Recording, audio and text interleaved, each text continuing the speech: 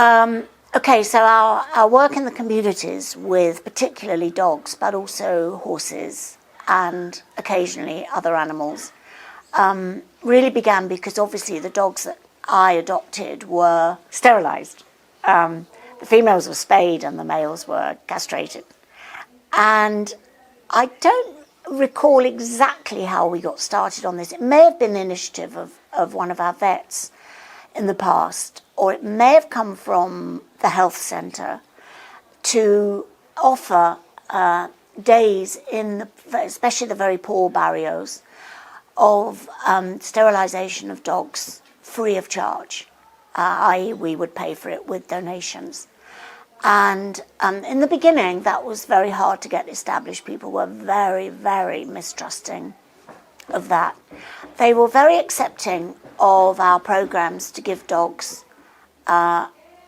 vitamin treatment, anti-parasite treatment, but they really didn't like the operations. And then a few people said yes, and people began to realise that it meant that their female dogs, A, were not producing puppies all the time, obviously, but B, were not going into heat the whole time, and so attracting male dogs all around the house who kept everybody awake all night.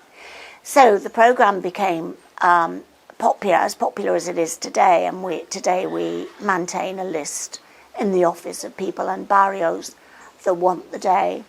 Recently we've had a very difficult time doing the days because our vet, who's wonderful, has not been able to access anaesthetic.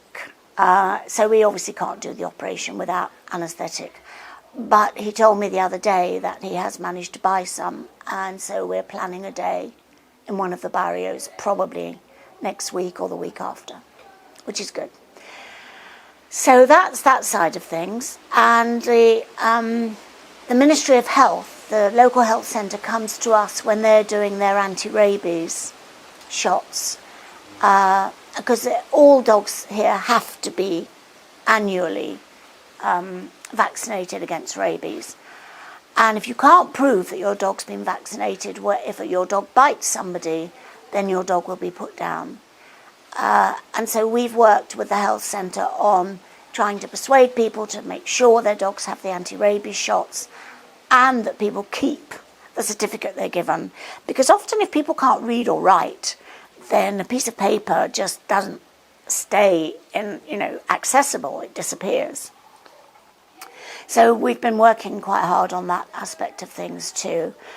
And yes, I think it's partly because there's more prosperity in this community than there was 16 years ago when we opened. But for sure, in general, attitudes towards animals have definitely changed. And you don't see dogs and horses collapsing in the street from hunger anymore. I mean, I've seen that in the past. Now, I know for lots of North Americans and Europeans, the horses are still quite thin, but compared to 16 years ago, they're really in pretty good shape now. And I think we have played a small part in that. But I think the biggest bit is people having more disposable income, so the animals get fed more. It's as simple as that, really.